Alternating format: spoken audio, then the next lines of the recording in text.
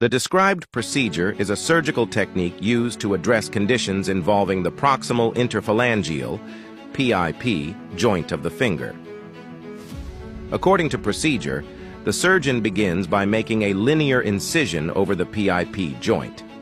A saw is used to resect the head of the proximal phalanx.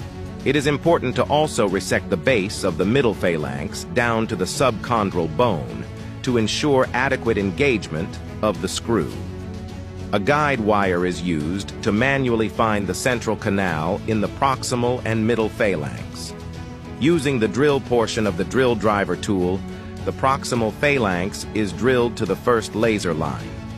The drill driver tool is then used to drill through the middle and distal phalanges, leaving the driver portion in the PIP joint.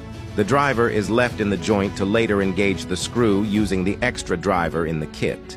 The screw is inserted into the proximal phalanx until the distal threads touch the bone. The driver end of the drill driver tool is then used to engage the head of the screw, while holding the middle phalanx steady. The screw is turned counterclockwise into the middle phalanx until 2-3 of the distal threads are engaged.